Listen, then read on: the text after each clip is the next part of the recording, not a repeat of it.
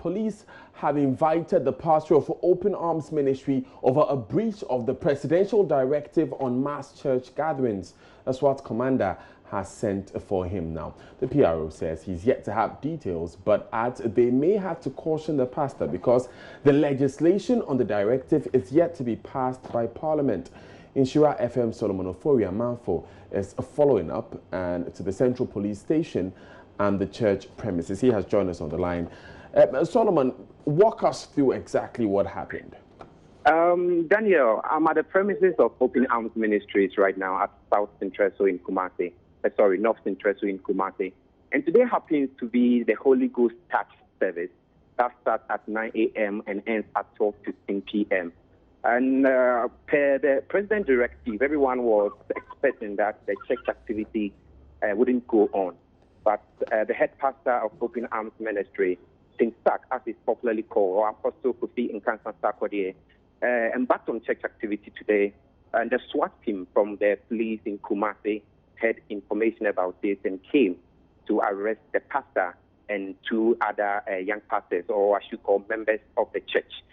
So we went to the Central Police in Kumasi, and Godwin Ahianyo, the PRO, said it is too early to give out any information at the moment. So they are preparing every information or every details of the arrest.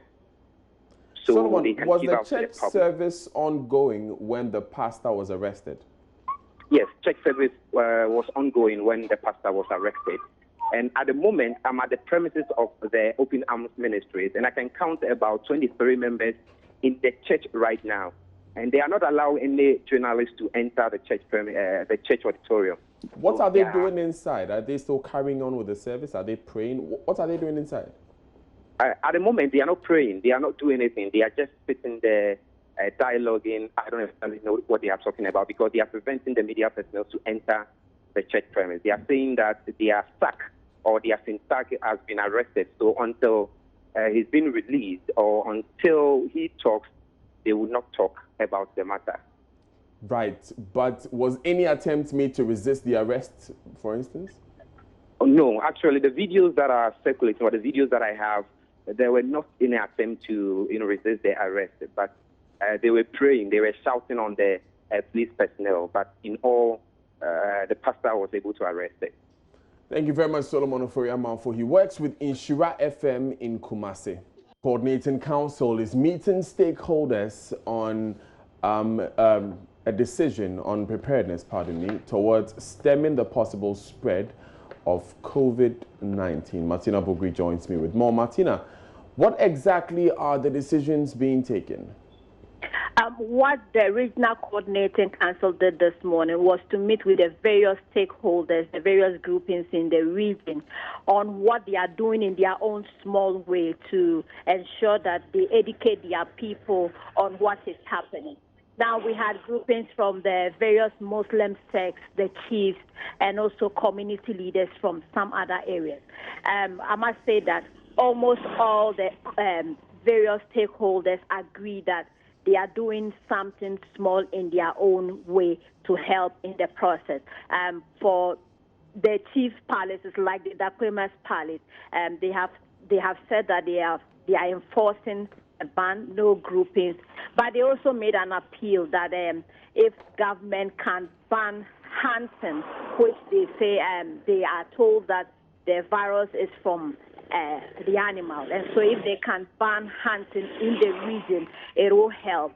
We have had some Muslim groups like the Islamic sect and the Central Mosque say that they have banned Friday prayers. But the Ambaria Mosque say that they would convert for Friday prayers, but they are doing 15 minutes.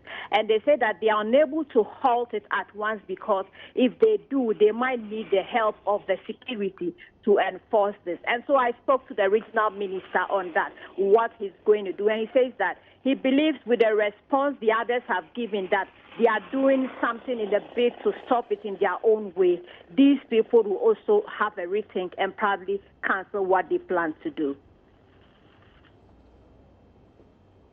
Some studies and learning groupings in our various mosques. All those are equally suspended. General Wazoo platforms that we normally have in our areas and the suburbs of the communities, they are also suspended. Now we have the challenge of 5 daily prayers and Friday congregational prayer. So that one, saying for the start, what we're going to do is maximum time to observe the Friday prayer, starting with the azan, the khutbah, the observation of the salat, convergence and divergence should not exceed 50 minutes. 15 minutes. So if you know, giving the directive without giving the imam, if you know you can't observe this, it means it may not be possible or advisable to observe Friday congregational prayer. Sometimes we put certain conditions that may appear not to be that possible. Then they themselves get it. If that is the case, then why not just call it off? Then, if you are talking of the 5 daily prayers, maximum time you use to observe the 5 daily prayers is 5 minutes. But the best is divert or move away from the congregational prayer and observe it in your homes. You can have your 5 daily prayers as family in your homes. And that was Martina Bugri from Tamale. We understand, and this is news just coming in, that the Konfanochi Teaching Hospital has suspended outpatients department OPD services. Ohiming Teria joins us via telephone to tell us more. Ohiming, when did we learn this? When did this take effect? Thank you, Daniel. The announcement was made by the hospital management just last night, and according to a release signed by the Chief Executive Officer, Dr. Ohineba Owusu Danso, the hospital is suspending all elective surgeries and cesarean sections, and then all outpatient or OPD clinics will also be suspended until further notice. And the release says that all clinical meetings and seminars have also been suspended, as well as clinical rotations and attachments by all categories of students in that order.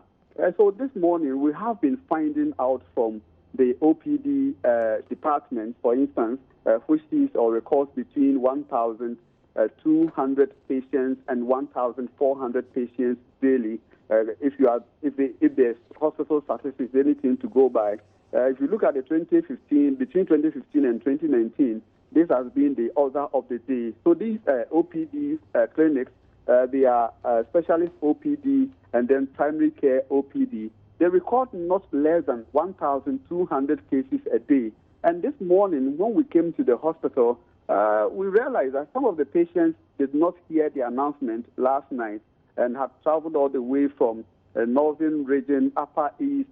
Some are from eastern region, and some are from the northwest regions of Ghana, and some are also from the Ashanti region. But the unfortunate thing is that when they came and they were hit by the announcement that the hospital has suspended these services, they had no option. Some of them had to hang around or hover around for some time before they are taken back to their waiting taxis in that order. So for the patients and their relatives, it's been a bit of disappointment, but the hospital management thinks that this is one of the best ways they can do to prevent the spread of coronavirus outbreak here at the facility, because they say that not only the patients, but they also come with additional burdens of their relatives. Sometimes they come with, say, 2 or 3 relatives. So if you look at the number, in the event of any outbreak, the effect will be what they say will not be normal. So that is what they want to prevent in the meantime, Daniel. Ohiming, thank you very much for bringing us this one. Let's keep our eye on this situation and bring more developments as they come up. Still live on Joy News today with me, Daniel Dazi. We now go to Parliament. Joseph Opoku-Gapo is standing by. We understand, Joseph, there's been a number of happenings in relation to this coronavirus outbreak. Right, Joseph, if you can hear me, walk us through what has been going on the floor of Parliament today. Parliament Professor Michael is that he arrested the House. Right, Joseph, we can hardly hear you. If you can please reposition yourself. Daniel, does this doesn't sound any better? Yeah. Let's try and manage with what we have. Yes, so Professor Michael Quay disclosed to MPs a while ago that he has directed the clerk of the House to oversee a fumigation exercise in the House to avoid a situation of the disease. And also, he's also directed that there should be a rearrangement of the seats in the House, and then there will be more spaces between where members of parliament are sitting, so that then it helps protect MPs. But the MPs have been reacting to this. The fumigation is expected to be done between now and tomorrow. Muntaka Mubarak says more needs to be done. He's been noting that they've observed that a colleague of theirs who is a member of parliament in Burkina Faso has actually died as a result of the disease. And so there is a need for more measures to be put in place.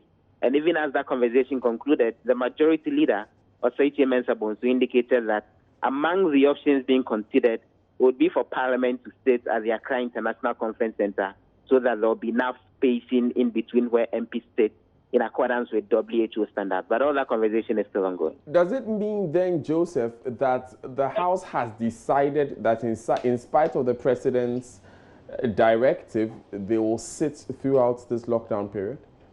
Correct. So they say that they are required to pass legislations and help monitor the work of the executive, and so work would continue even in the lockdown period.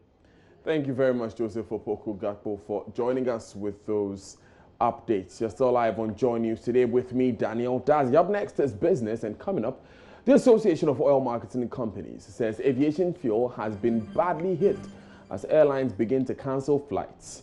Stay with us for details.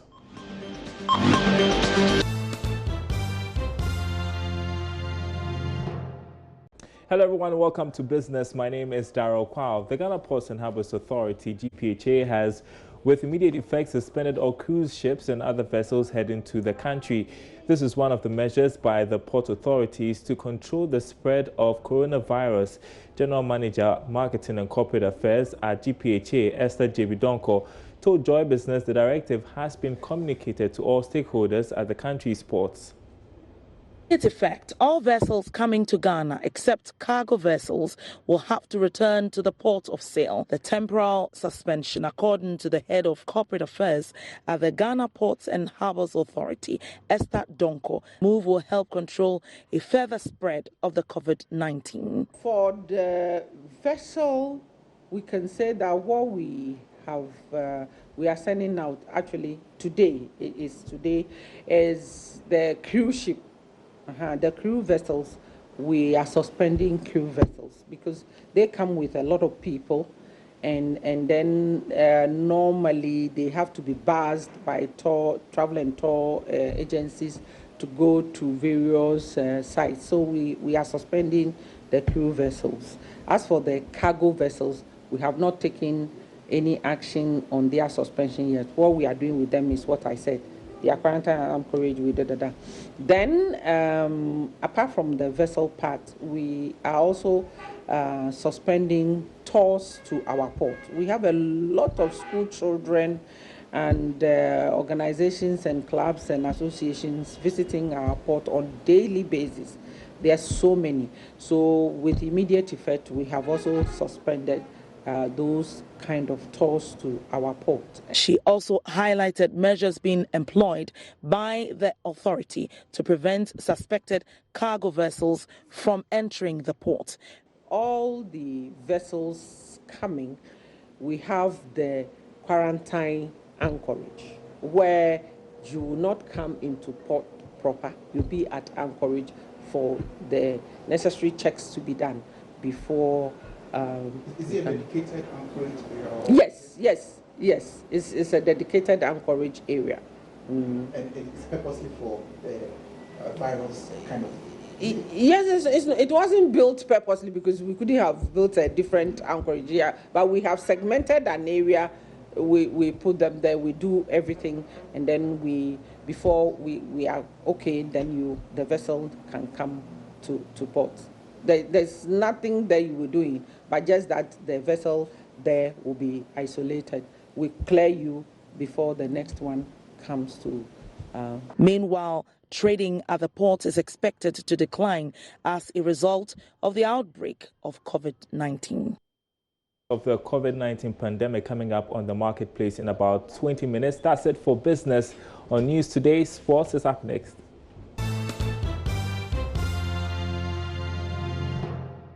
Thanks for staying here with us on Joy News and, of course, on Joy News Today. Let's go to our first sports story. And despite the outbreak of the COVID-19 virus leading to the suspension of various sporting activities, including football, the Ghana Football Association will not relent in their quest to secure sponsorship for the Ghana Premier League. According to Executive Council member Nana Odro-Safo, the efforts are still being put in place, and something positive should come out soon. Oh, it's a great impact because, football was on a crescendo. It was rising high. People, including you, myself, have our doubts that football will come to that level. But within a short time, with no sponsorship, no money, but we got to that level and we're cruising. But we have to come back again and start again. And it's going to be a worrisome issue, but we'll try to manage it. This is a national issue. It's a global issue. So we have no choice. How will this affect the quest of the GFA to secure sponsors? Oh, we will not relent on our chase for sponsorship. And the sponsor that we are going to knows this is not the fault of GFA. It is not the fault of Ghana government. It's a force majeure. So talks are on. And I think they also have breather. Most of the sponsorship that we are chasing, we went in very late because we had opportunity to run the leg very late. So somebody might say it's a blessing in disguise. Well, still on the Ghana FA, and Nana Odro-Safo says that he blames Midday SC for losing 6 points after the disciplinary committee of the FA found them guilty of fielding an unqualified player against Great Olympics. Let's take a listen to him. We as in the GFA, have taken particular interest in the protests and those kind of things that happens in football, presiding our engagement in office. So we put measures to prevent those predicaments. One, we started charging very high for protests to deter others from doing protests. We decided to charge a fine defaulters very high to deter them from doing protests. We decided to put the CMS. It's a form of that's you download your team sheet from there. When you are going to do it, when you put a player's name and the player is not qualified, it will show red. You do it for a second time to show red, then give you option to load or not to load. Then, since I've shown red on 2 occasions, should tell you the player is not qualified. So if you go ahead to fill the player, that means you did it intentionally. So you should suffer for it. That is the situation now. But as we roll on, IT is very dynamic. We will try to see that we will blacklist the player to the extent that you cannot even load the player. In other words, Midday did this intentionally? Someone will say, I know really. Let me see that word. I know really. Well, there are many more stories to share with you later on when I bring you Sports Today, exactly at 2 p.m. right here on this channel. Now, World News comes up very shortly here on Joy News Today. You stay right there. My name is Nathaniel Atto, and I have love for sport.